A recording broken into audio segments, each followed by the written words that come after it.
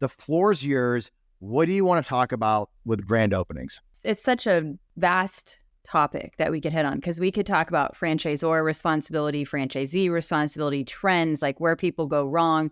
There's a lot of different directions we could take it. But I would say in general, we've worked with 12 brands over 3 years. We had 9 in any different capacity last year, and most everybody needs grand opening support. And Erik had brands with thousands of units come to us and say, we got to get a grand opening plan together. And then we have units, franchise brands with 3 units and then 30 and then 50. So what the commonality of every franchise company needing a grand opening plan and strategy is true for regardless of size. The difference is, what I love to focus on with emerging brands is if you can perfect that grand opening from the start and come out strong with great unit economics and helping the franchisee hit profitability sooner, the franchise sales funnel explodes. And so often, one of the biggest trends we see is franchisors are so focused on gaining franchise fees for funding early, right? Because that's a lot of what their funding is built off of is franchise fees, but then don't and are not prepared for grand opening. So they don't have the strategies built, the time it takes. We have taken some of our brands, the ones that are thorough, they could write their grand opening guide for a year. And I'm not saying that that's the best in class to take that long, but I am saying from your digital strategy to your customer lead flow, your text, your email, your external marketing, internal marketing, influencers, social ads, there are 800 ways you could go wrong in a grand opening. And today, if you don't have great training for those, a franchisee is going to do whatever they please. And as you know, that is like herding cats. Once that starts, it's hard to get back. So, my best piece of advice is to start building the grand opening process far before you're ready. And I really think the great brands should be doing it as they're writing their FDDs and franchise agreements and going to market. Because the minute you sell one, your pipeline starts.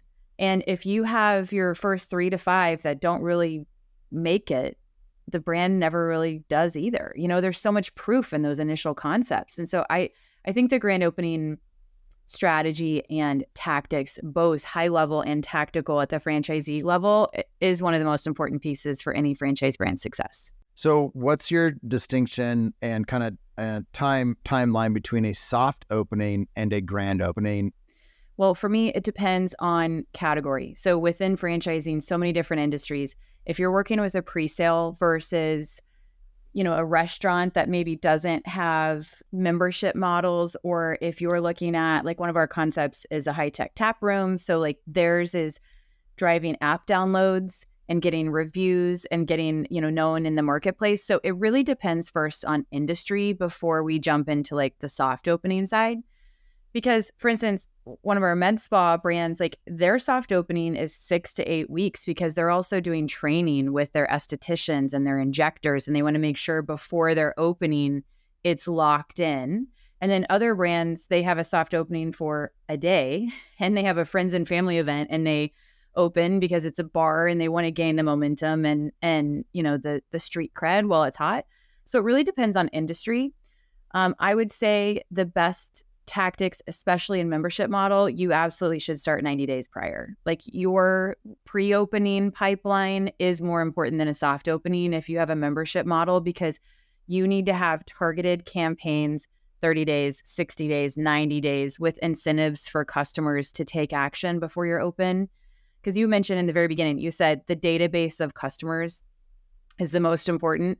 And if you're a membership model, it's a pre-sale. If you're not, it is capturing as many leads as you can. And it's not impressions on social. It is a name, phone number, email, somebody you can connect with. Let's talk about that. So I like that. I agree. So in franchising, there's so many, we talk about pre-sale, we talk because it's a membership model, and that's a lot in health and fitness and beauty. But there's a lot of brands out there that are not in that category. They don't have a membership model.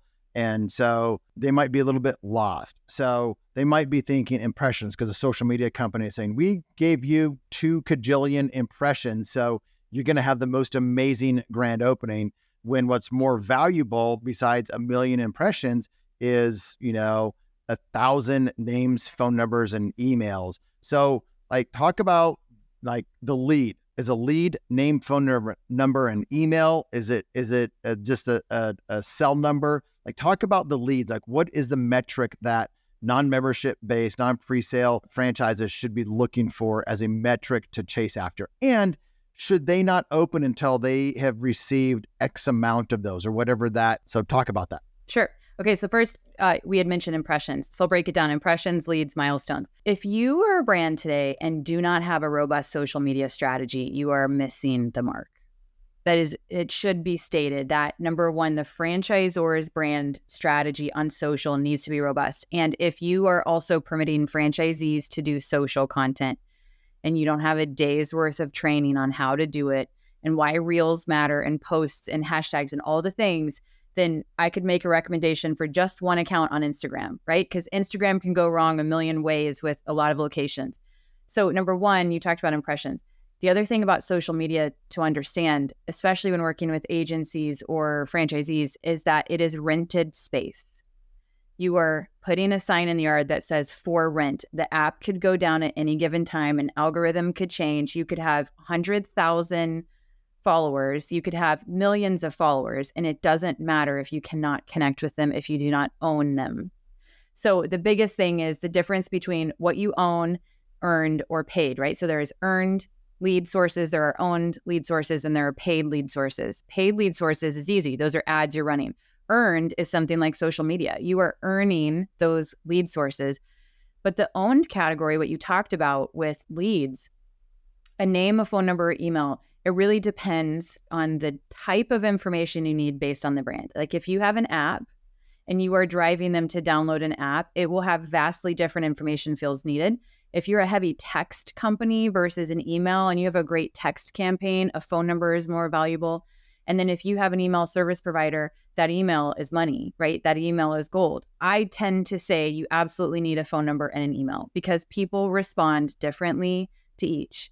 You could ask 10 people in a room, some like phone calls, some like texts, some like emails. And so you do have to engage with your audience every way and see which way is best over time and how it performs. But really, the owned strategy of capturing leads is one of the biggest missed opportunities today in Grand Opening. Thanks for listening to the Franchise Secrets podcast. Links to everything can be found over at franchisesecrets.com. And if you want my help with anything from starting your own franchise to growing your current franchise business, please visit scalablefranchise.com.